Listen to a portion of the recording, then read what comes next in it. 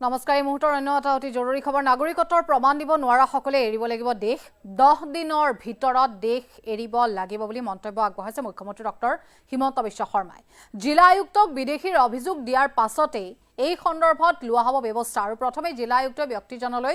notice প্ৰেৰণ কৰিব 10 দিনৰ ভিতৰৰ সময়সীমা আৰু 10 দিনৰ ভিতৰত ব্যক্তিজনে দিব লাগিব জিলা আয়ুক্তৰ নোটিছৰ উত্তৰ কিছু বিশদ তথ্য জনা নাগৰিকত্বৰ প্ৰমাণ দিব নোৱাৰা সকলে দেশ এৰিব লাগিব 10 দিনৰ ভিতৰত দেশ এৰিব লাগিব মুখ্যমন্ত্ৰী দেশ এৰিব লাগিব বুলি মন্তব্য আগবঢ়াইছে মুখ্যমন্ত্ৰী ডক্টৰ হিমন্ত বিশ্ব শৰ্মাই জিলা আয়ুক্তৰ বিদেশীৰ অভিযোগ দিয়াৰ পাছতে এই সন্দৰ্ভত ব্যৱস্থা গ্ৰহণ কৰা হ'ব আৰু প্ৰথমে জিলা আয়ুক্তই ব্যক্তিজনলৈ নোটিছ প্ৰেৰণ কৰিব আৰু নোটিছৰ উত্তৰত সন্তুষ্ট নহলে জিলা আয়ুক্তই ব্যক্তিজনক কৰিব পাৰিব 10 দিনৰ ভিতৰত ব্যক্তিজনে দিব লাগিব জিলা আয়ুক্তৰ সেই নোটিছৰ উত্তৰ আমি ইতিমধ্যে উল্লেখ কৰিছো আৰু নোটিছৰ উত্তৰ যদি সন্তুষ্ট নহয় জিলা আয়ুক্তই ব্যক্তিজনক কৰিব পাৰিব পুছবেক বিদেশী বহিষ্কাৰক লৈ ৰাজ্যিক কেবিনেটত এই গুৰুত্বপূৰ্ণ সিদ্ধান্ত গ্ৰহণ কৰা হৈছে নাগৰিকত্বৰ প্ৰমাণ দিব নোৱাৰা সকলে দেশ এৰিব লাগিব আৰু 10 দিনৰ ভিতৰত মুখ্যমন্ত্ৰী ডক্টৰ হিমন্ত বিশ্ব শৰ্মাই কোৱা ধৰণে দেশ এৰি যাব লাগিব সকলোৱে যদি তেওঁলোকে উত্তৰ দিব নোৱাৰে কিন্তু জিলা আয়ুক্তক বিদেশীৰ অভিযোগ দিয়াৰ পাছতে এই সন্দৰ্ভত অতি শীঘ্ৰে ব্যৱস্থাও গ্ৰহণ কৰা হ'ব বুলি ইতিমধ্যে কোৱা হৈছে আৰু প্ৰথমে জিলা আয়ুক্তই ব্যক্তিজনলৈ এখন নোটিছ প্ৰেৰণ কৰিব আৰু সেই নোটিছৰ উত্তৰ তেওঁলোকে দিব লাগিব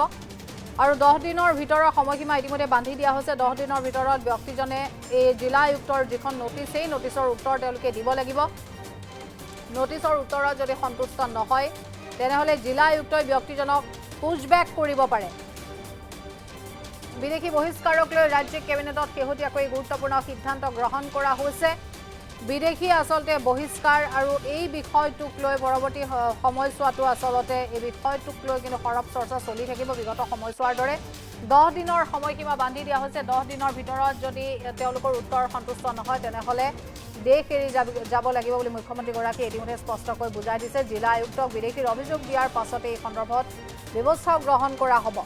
আমি ইতিমধ্যে উল্লেখ কৰা ধৰণে জিলা আয়ুক্তই ব্যক্তিজনলৈ প্ৰথমবাৰ নোটিছ প্ৰেৰণ কৰিব আৰু তেওঁলোকে 10 দিনৰ সময়সীমা বান্ধি দিছে সেই সময়সীমাৰ ভিতৰত সেই ব্যক্তিজনে সেই নোটিছৰ আসলতে উত্তৰ দিব লাগিব জিলা আয়ুক্তলৈ সেই নোটিছৰ উত্তৰ তেওঁলোকে প্ৰেৰণ কৰিব লাগিব আৰু নোটিছৰ উত্তৰত যদি জিলা আয়ুক্ত সন্তুষ্ট নহয় তেনেহলে ব্যক্তিজনক তেওঁলোকে পুছবেক কৰিব পাৰে বিদেশী বহিষ্কাৰক লৈ ৰাজ্যিক কেবিনেটত এই গুৰুত্বপূৰ্ণ সিদ্ধান্ত গ্ৰহণ কৰা হৈছে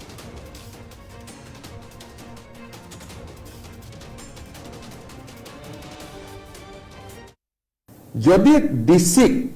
কোনোবাই জনাই যে মানুহজন বিদেশী বুলি বা বৰ্ডাৰ পুলিচে জনাই যে মানুহজন বিদেশী বুলি বা অন্যান্য সোৰ্সৰ পৰা যদি আমি গম পাওঁ যে মানুহজন বিদেশী বুলি ডিসিয়ে সেই মানুহজনক 10 দিনৰ সময় দি এখন নোটিছ দিব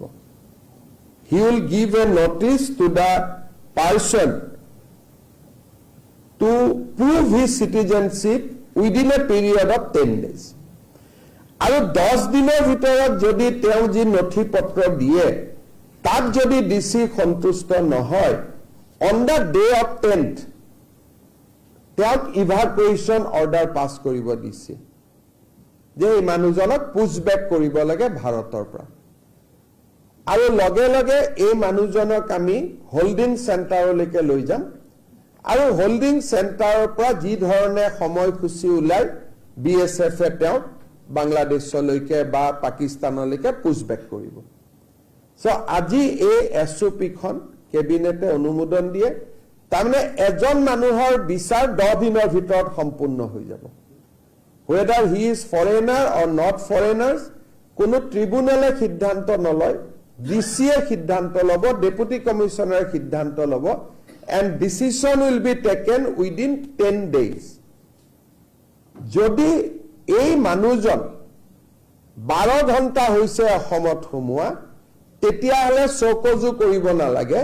তেওঁ ডাইৰেক্টলি পুছবেক অৰ্ডাৰ দিব পাৰিব ইফ ফ্ৰেছ ধৰক আজি ৰাতি সোমাইছে আমি আজি ৰাতি উইদিন 12 ঘণ্টাত আমি ধৰিছো তেতিয়ালে 10 দিনৰ নটিছখনো দিব নালাগে তেওঁক লগে লগে আমি পুছবেক কৰিব পাৰিম যদি ডিসিক কোনোবাই জনাই যে মানুহজন বিদেশী বুলি বা বৰ্ডাৰ পুলিচে জনাই যে মানুহজন বিদেশী বুলি বা অন্যান্য সোৰ্সৰ পৰা যদি আমি গম পাওঁ যে মানুহজন বিদেশী বুলি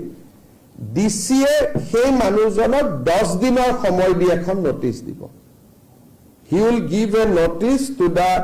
person to prove his citizenship within a period of 10 days আৰু 10 দিনৰ ভিতৰত যদি তেওঁ যি নথি পত্ৰ দিয়ে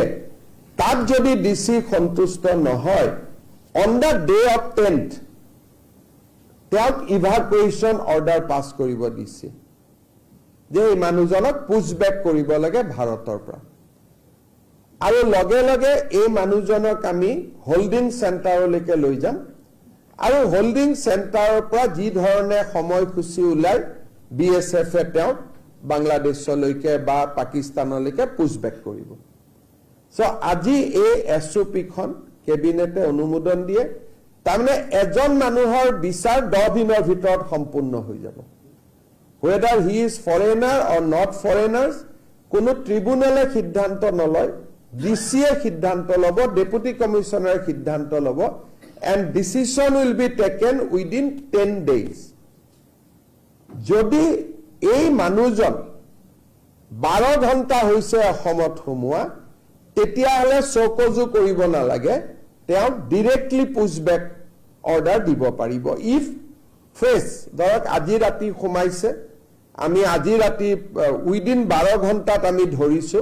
তেতিয়ালে 10 দিনৰ নোটিছখনো দিব নালাগে তেওঁক লগে লগে আমি পুছবেক কৰিব